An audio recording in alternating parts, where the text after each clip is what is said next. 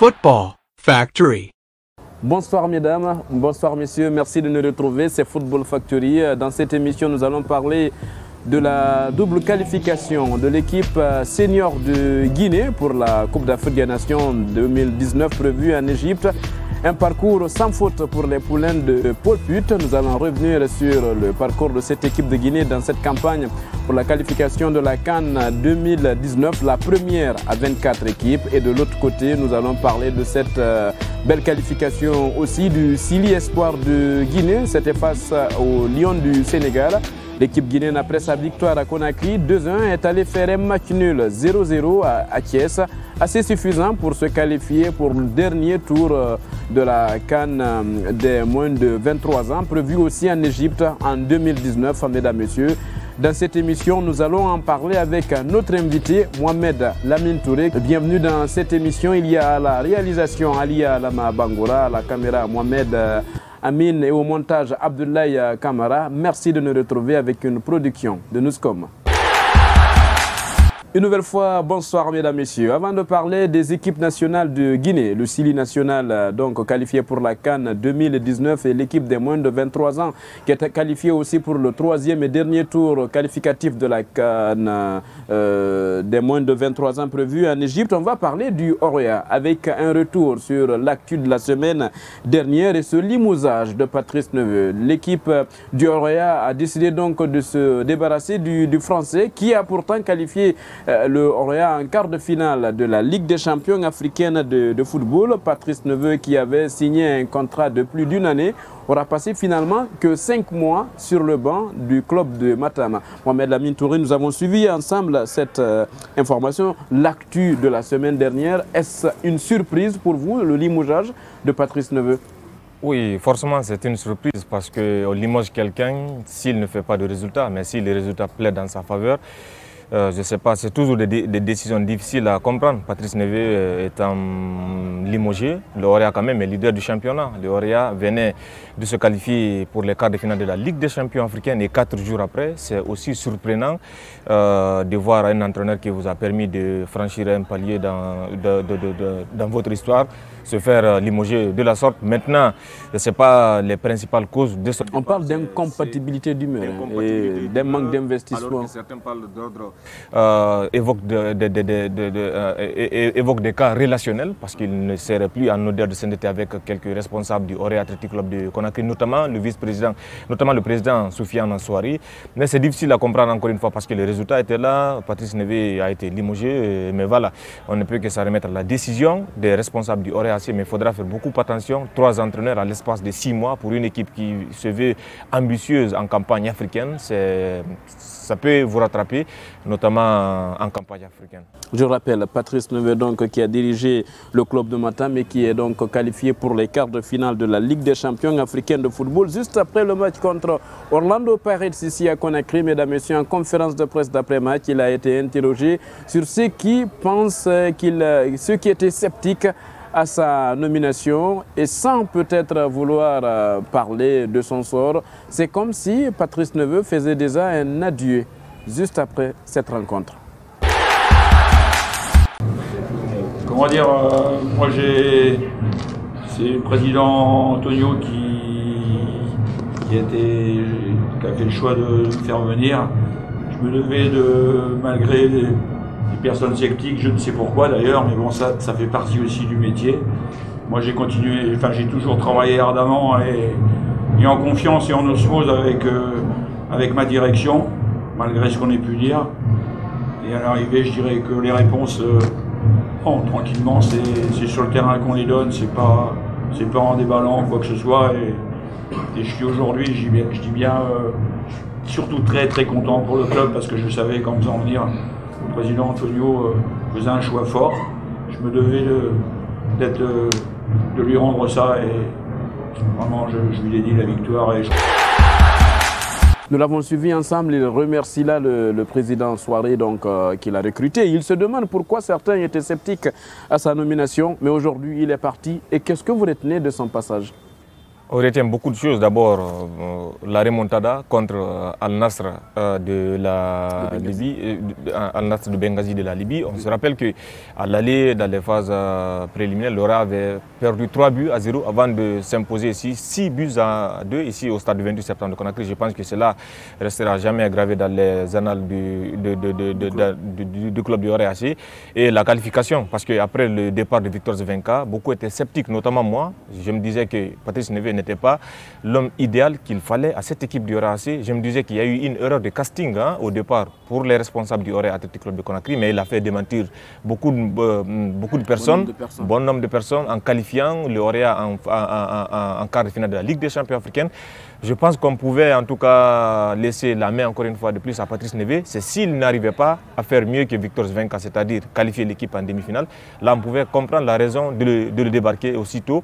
Mais 5 mois seulement, limoger un entraîneur qui vous fait des résultats, c'est aussi difficile à comprendre chez les dirigeants du RAC. En d'autres termes, on retient aussi qu'il faisait tourner l'effectif. Hein, et Patrice Neve n'a perdu qu'une fois dans le championnat guinéen. C'était lors de son déplacement à Kamsar contre le club industriel de Kamsar, dirigé par Javier Minungu. Minungu aussi qui avait battu la saison dernière le Oroya. Il était avec le Gangang FC de Kindia. Et là, ce n'était pas Patrice Neve sur le banc, mais plutôt Victor Zvenka. Ah bon, pour le remplacer, il y a eu un nouveau coach, donc rapidement, et ce n'a pas pris du temps. Et le lendemain de l'annonce officielle faite par le club, Didier Gomez Darosa, vous voyez forcément là sa photo sur ce petit écran, mesdames, messieurs, c'est lui le nouvel homme fort du club de Matam, le nouvel entraîneur de cette équipe championne de Guinée en titre. Alors lui, il a fait quelques parcours aussi en Afrique. Il a démarré par le Rwanda lors de la saison 2012-2013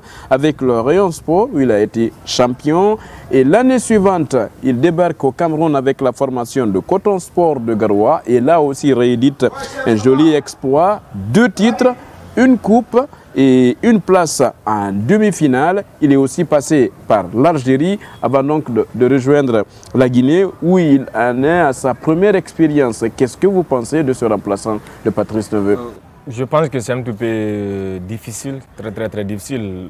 Quand une équipe a la dimension du RAC, mise sur un entraîneur qui n'a pas de vécu sur le continent, on sait qu'aujourd'hui il n'a pas aussi un parcours aussi ronflant. Un parcours aussi ronflant. On a même été surpris. Quand moi j'ai vu le nom de Darosa, je me suis dit, d'où l'Orient nous sort cet entraîneur qui vient de la 2e division algérienne. Je le disais, quand un entraîneur n'a pas de vécu et une équipe à la dimension du RAC aujourd'hui quand même, qui est l'un des meilleurs clubs africains, ça fait 2 ans de suite. Vous ne connaissiez pas aussi Victor Zvenka? Non, bien sûr, je le connaissais, à Genga notamment en France. Et voilà, maintenant, Darosa, c'est vrai, il y a des entraîneurs qui sortent de nulle part et qui viennent et qui font des résultats, mais Darosa, c'est vrai, il a disputé les demi-finales de la Coupe de la CAF avec, vous l'avez rappelé, le Coton Sport de Garoua. Il a été éliminé en 2014 par Al-Ali d'Égypte. Il a un peu de vécu, mais c'est un petit peu surprenant de le voir prendre la succession de Victor, de Patrice Neve à la tête de cette équipe du RAC.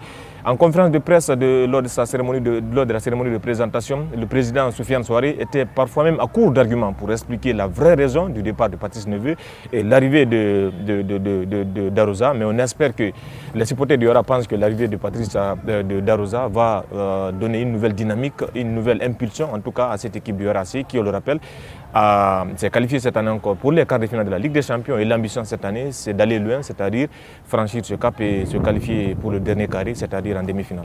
Je rappelle, Didier Gomez Darosa, donc c'est le nouvel homme fort, le nouvel entraîneur donc, du club de Matam qui va donc diriger l'Orient pour la suite de la saison. C'est un contrat de longue durée qu'il a signé. Il n'y a pas eu assez de détails par rapport à la durée du contrat lors de sa présentation.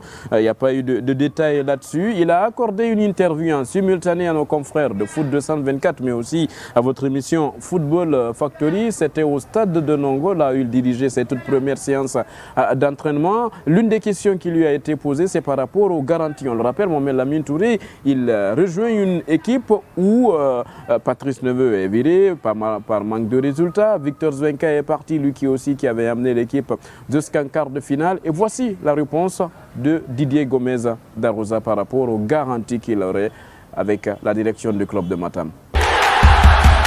Bien évidemment, j'ai signé un contrat de longue durée, mais vous savez, quand on est entraîneur, on connaît parfaitement le métier. On n'a aucune garantie. Hein. Les résultats sont notre seule garantie, notre façon de travailler aussi, notre investissement dans le travail quotidien, notre investissement au sein du groupe.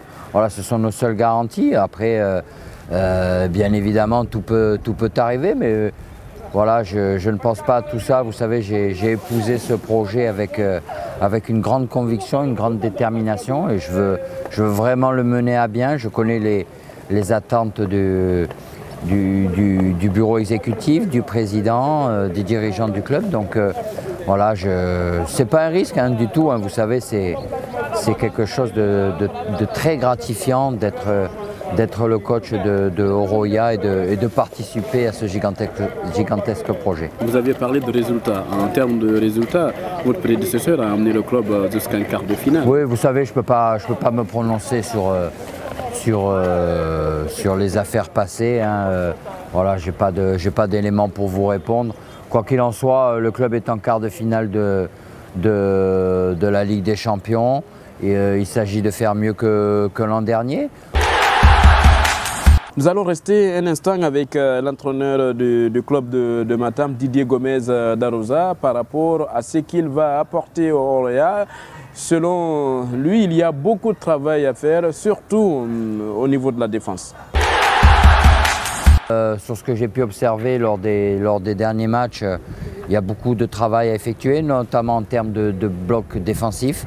Je trouve que le bloc défensif est parfois inconsistant, comme on l'a vu contre Orlando Pirates, hein, où le milieu de terrain a complètement été absent en première mi-temps. Donc on doit progresser sur cette valeur-là, et je pense qu'on est aussi capable de faire beaucoup mieux en termes d'animation offensive.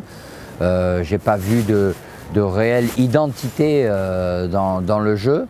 Donc voilà, on s'attelle au travail, on s'attelle à la tâche. Il est vraiment essentiel de trouver une identité au Oroya. Mon identité, ma philosophie, c'est la possession. J'ai horreur de perdre le ballon. Ma philosophie, c'est aussi le pressing à la perte, le pressing dans la moitié de terrain adverse. Donc voilà ce que j'ai envie d'apporter en plus à ce Oroya-là. Vous l'avez suivi, beaucoup de travail à faire. Il parle surtout de ce côté défensif. Et à l'entendre parler, on sent qu'il suivait le Oroya. Il nous parle de cette rencontre contre Platinum FC. Bien sûr, il dit qu'il a suivi les 4 derniers matchs du Oroya en championnat, la dernière prestation en Ligue des champions africaine. Forcément, il s'est fait une idée sur comment joue cette équipe du Oroya, sur notamment le schéma tactique. Et maintenant, quand on parle de nouvel entraîneur, forcément, c'est une nouvelle dynamique, c'est un nouveau schéma tactique à impulser à cette équipe. Vous l'avez dit, hein, sur le plan défensif, il y a des défenseurs qui ont été recrutés, notamment Samasekou, Boubacar Samasekou, ce Malien, mais qui n'a pas été aussi... Qui a été lancé par Patrice Neveu lors du dernier match à Conakry, sa rentrée à son quelque chose. Voilà des reproches qui ont été faits à Patrice Neveu, comme quoi il y avait des joueurs qui étaient là, mais qui n'ont pas été utilisés alors qu'ils sont jugés meilleurs. C'est le cas notamment de Boubacar Samasekou. Et voilà, je pense que Didier Gomez Darosa, il faut qu'il redistribue les cartes dans cette équipe. Il a parlé du cas Altini Camara Agogo qui était là. Voilà, en tout cas, il a un effectif. Je pense que l'effectif du Oroya il est assez conséquent, même s'il y a d'autres joueurs qui pourraient encore revenir renforcer cette formation. Mais c'est à lui maintenant d'utiliser tout le monde à bon escient pour en tout cas réussir son rêve avec le Oroya. Quand vous parlez d'effectifs, justement, nous l'avons interrogé là-dessus, mesdames, messieurs. Quelles sont ses impressions après ce premier contact avec l'effectif du club de Matam au stade de Nongo, là où il a dirigé ses premières séances d'entraînement? Il est très séduit par exemple, Mensa ou encore Altini Camara Agogo, qui a marqué selon lui une tonne de buts lors de cette première séance. Je suis très étonné parce que vraiment il y a eu quelque chose qui s'est passé aujourd'hui sur ces 2 premières séances. J'ai trouvé les joueurs très à l'écoute, très attentifs, très chaleureux envers moi. J'ai beaucoup apprécié leur investissement, leur abnégation et leur envie de m'adopter. Voilà, j'ai été aussi très surpris par la qualité de certains joueurs que j'avais peu vus. Par exemple comme Brefo qui n'a pas joué le dernier match. Exactement, j'ai trouvé très intéressant, très dynamique techniquement. J'aime ce joueur-là qui est capable de pénétrer. Bien évidemment Nikiema, que je trouve aussi très performant, mais je crois qu'il peut apporter beaucoup plus que ce qu'il n'a fait jusqu'à présent, s'il a une grosse confiance. Et après, il y a des joueurs, bien évidemment, qui sont étonnants. Hein. Comme Agogo, aujourd'hui, avec qui j'ai un petit peu échangé, qui a marqué une tonne de buts dans la journée d'aujourd'hui. En séance d'entraînement. À ses entraînements, Agogo, oui, Camara, qui a été... Camara. Exactement, que je crois qu'il est ancien international. Ouais. J'ai beaucoup apprécié son sérieux, son abnégation devant le but, mais en général, voilà, je suis très satisfait de ce que j'ai vu aujourd'hui. Vous l'aviez abordé il y a quelques instants, il est séduit par quelques joueurs, entre guillemets, qu'on peut appeler sous-côté, par exemple Alseni Camara à Gogo. Oui, Alseni Camara à Gogo, on sait qu'en début de saison, il a été écarté par Patrice Neveu parce qu'il ne rentrait plus dans les choix tactiques de l'entraîneur français. Il a été mis de côté. Et voilà, maintenant, ce nouvel entraîneur est là, c'est à lui de travailler. Et il n'est pas le seul, hein, parce qu'il y a Patrick Razak, l'une des recrues phares de cette équipe de Horacier. Et voilà, le Ghanéen, malheureusement, qui n'a pas été utilisé par Patrice Neveu, et maintenant qu'il y a un nouvel entraîneur, c'est à Patrick Razak de travailler, de tenter de convaincre ce nouvel entraîneur, parce qu'il y a beaucoup de joueurs dans cette équipe du RAC qui peuvent faire l'affaire de cette équipe, mais parfois ils ne sont pas utilisés à bon escient. Pas utilisé à bon escient. Donc on va suivre tout cela de très près, mesdames et messieurs, avec l'arrivée donc de Didier Gomes da Rosa, qui ne va pas perdre du temps. Il va se mettre directement dans le vif du sujet avec la Ligue des champions africaine de football. Le tirage au sort est effectué. L'adversaire du Roya en quart de finale est connu. C'est le Wydad Athletic de Casablanca, le WAC Nabrésé contre le Haka. Le WAC opposé au Haka en quart de finale. La saison dernière, le Roya s'est limité en quart de finale face à Al Ahly qui est allé jouer la finale, mais qui a perdu contre l'Espérance. Cette année, le Roya a partagé le même groupe avec ce club tunisien et le Roya s'est qualifié derrière le champion d'Afrique en titre. Mais est-ce que le nouvel entraîneur du Roya, Didier Gomes da Rosa, estime que son club a les armes nécessaires pour aller déstabiliser le Wydad de Casablanca? Voilà ce qu'il nous répond. Il nous fait savoir surtout dans cette interview en simultané avec Foot 224 qu'il n'est pas un entraîneur peureux. C'est une équipe très agressive à domicile. Voilà, donc on savait que c'était un gros morceau, mais en tout cas, je ne suis pas un entraîneur frileux ni peureux. Il va falloir jouer notre jeu, il va falloir qu'on montre qu'on veut cette place en demi-finale. Et pour le montrer, il faut jouer. Il ne faut pas se contenter de défendre et de jouer à moitié. Vous savez, dans le football, tout peut arriver. Je pense qu'on a les armes pour les déstabiliser, à condition bien évidemment de faire ce qu'il faut sur les 2 prochaines semaines, de bien préparer ce match tactiquement, d'avoir un vrai projet de jeu, comment on va défendre, comment on va attaquer, comment les disturber, comment les gêner dans leur manière de jouer. J'ai déjà quelques éléments, hein. Mais je crois que le Roya doit aborder ce match sans complexe, vraiment sans complexe. Le Roya est en train de devenir une vraie référence en Afrique et je crois que c'est le match où il faudra le montrer. Alors on n'y va pas la fleur au fusil, hein, bien évidemment. Mais on y va avec foi et avec une grande détermination. C'était la page Roya dans cette émission, mesdames et messieurs. Je vous l'annonçais dans les titres, la qualification de la Guinée pour la prochaine Coupe d'Afrique des Nations version 2019. C'est la 32e édition. La Guinée était absente en 2017 au Gabon où le Cameroun a raflé le trophée devant l'Égypte justement en finale. Est-ce que ces deux équipes vont encore se retrouver en finale de cette 32e édition? La première à 24 équipes, mesdames et messieurs. La Guinée a fait un parcours sans faute. Quand je dis sans faute, 6 matchs joués, 3 victoires, 3 matchs nuls, 0 défaite. Oui, et tout a commencé sur l'air Kamfouri Lapé Bangoura. C'est l'une des rares fois, hein, qu'on termine comme ça en beauté les éliminatoires de la Coupe d'Afrique des Nations. Vous l'avez dit, hein, sans faute, 6 matchs joués, c'est 3 victoires, 3 nuls. On n'a pas connu de défaite. Et la première rencontre s'était soldée par une victoire de la Guinée à Bouaké, je me rappelle 3-2. C'est cette dynamique qui a été en tout cas, que le nouvel entraîneur Paul Put qui est venu. Il a continué cette dynamique qui avait été enclenchée par Kamfouri Lapé Bangoura. Il faut le féliciter, le saluer de passage. Maintenant, l'essentiel est fait. On savait que la qualification était déjà en poste bien avant la dernière journée de ces éliminatoires en Centrafrique. On a vu le résultat, la prestation des joueurs sur le terrain. Ce n'était pas aussi engagé parce qu'ils savaient que l'essentiel était déjà fait. Maintenant, voilà, la qualification étant déjà en poste, il faut encore une fois de plus travailler cette équipe parce qu'il y a des failles, hein, dans cette équipe du Style national de Guinée avant la Coupe d'Afrique des Nations, parce que j'ai envie de dire que cette fois-ci, on ne vise pas les quarts de finale, mais plutôt les demi-finales. On a écouté les discours du président, de Paul Put, voilà, qui disent... aller plus loin. loin. Je rappelle, la CAN 2019, ça sera du 21 juin au 19 juillet prochain. L'Afrique donc va se donner rendez-vous au pays des pharaons pour vivre la CAN, qui a une saveur particulière. Je le rappelais tantôt avec 24 équipes au lieu de 16. Mais une CAN qui va se jouer sans le Gabon de Pierre-Emerick Aubameyang. À Lyoplace, on a vu la qualification du Burundi pour sa première fois dans son histoire. Le Togo ne sera pas aussi de la partie, mais le Bénin y sera avec Michel Doucier. Peut-être que la Guinée pourra retrouver. Ou encore du Burkina Faso. Le Cameroun, vainqueur en 2017. La Côte d'Ivoire aussi qui a gagné l'édition de 2015 ne vont pas se faire compter l'événement. Tout comme la Guinée. Dans le groupe A, le Sénégal et l'équipe malgache de Madagascar donc, se sont qualifiés.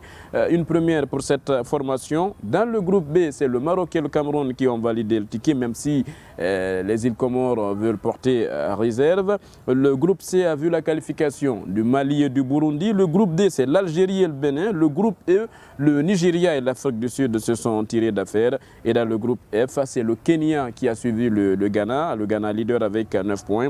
Dans le groupe G, la RDC opposée qui va donc partir avec l'équipe du Zimbabwe. Dans le groupe H, on en a parlé, c'est la Guinée avec 12 points, suivi de la Côte d'Ivoire qui a totalisé 11 points seulement. Et le groupe I verra l'Angola et la Mauritanie. Le groupe J, ça sera la Tunisie et l'Égypte. Et le groupe K, la Guinée-Bissau est qualifiée, tout comme la Namibie. L'Ouganda et la Tanzanie sont les équipes qualifiées dans le groupe L. Et le 12 avril prochain, le 12 avril 2019, c'est la date retenue par la CAF pour le tirage au sort de ces phases de poule de la Coupe d'Afrique des Nations version 2019. En quelques minutes, nous allons parler du Sili Espoir. L'équipe des moins de 23 ans de la Guinée s'est qualifiée pour le dernier tour qualificatif de la CAN de sa catégorie prévue en Égypte. Justement, l'équipe guinéenne, après avoir éliminé la Mauritanie avec un carton plein, 2-1 à Nouakchott et 4-1 ici à Conakry. L'équipe guinéenne a battu le Sénégal à Conakry avant d'aller arracher un match nul à Thiès 0-0, un nul assez suffisant pour permettre à cette équipe de Guinée de se qualifier pour le dernier tour. Abedi qualifié, Souleymane Camara Abedi qui accède au troisième tour. On comprend la satisfaction du coach. On a vu cette scène de joie juste après le coup de sifflet final. Oui, rapidement. Oui, forcément c'est une satisfaction parce que c'était un défi pour lui. Vous l'avez dit, il avait éliminé la Mauritanie et le Sénégal. On sait que dans toutes les catégories, avec la manière, on sait que le Sénégal et la Guinée, quand ces deux pays se rencontrent, toutes catégories confondues, c'est toujours des duels, des chocs ouest-africains. Et cette rencontre n'a pas dérogé à la règle. Chapeau et félicitations à Souleymane Camara Abedi. On sait que c'était un défi pour lui parce qu'il avait échoué avec les juniors. Il y a eu des critiques par la suite. Et cette fois, il était attendu. Et voilà, cette fois, il était attendu au tournant. Est-ce qu'il allait réussir à battre le Sénégal parce que c'était une rencontre choc et il a réussi. Félicitations et chapeau à lui. Maintenant, le plus du reste à faire. Vous l'avez rappelé, c'est le dernier tour. Là aussi, il faut obtenir le ticket pour Égypte 2019 parce qu'on sait que voilà, ce n'est pas fini. C'est le plus dur encore qui commence pour Souleymane Camara Abedi. Et voilà, on sait que c'est un coach qui parfois adresse des pics même à la Fédération guinéenne de football. Et cette fois-ci, il a réussi à faire taire les gens qui étaient sceptiques en éliminant Joseph Koto notamment. Et félicitations et bravo à lui et à toute l'équipe parce que c'est tout le monde qui se sort. Pour moi, c'est un peu précipité. On va le féliciter quand il va valider le ticket pour la Coupe d'Afrique des Nations proprement dite prévue en Égypte, version 2019, les moins de 23 ans de la Guinée. Voilà, mesdames, messieurs, comment on se quitte au compte de cette nouvelle émission Football Factory. Vous pouvez la retrouver sur notre chaîne YouTube ou encore sur la page Football Factory Radio et TV. Suivez aussi notre compte Twitter ou encore Instagram pour ne rien louper de l'actualité du football guinéen. Merci Mohamed Lamine Touré. Je rappelle, vous êtes journaliste à guinéfoot.info. Merci à vous Alassane Diré, merci à tous. On va vous retrouver très prochainement pour parler encore du football rouge, jaune et vert. Ali Alama Bangoura, je rappelle, était à la réalisation. Mohamed Amin à la caméra. Abdoulaye Kamara au montage. Sega Diallo, Ibrahima Sorisso et Mohamed Max ont participé à la préparation de cette émission. Ça a été un plaisir. Je vous retrouve très bientôt avec le même plaisir pour parler encore de foot rouge, jaune et vert.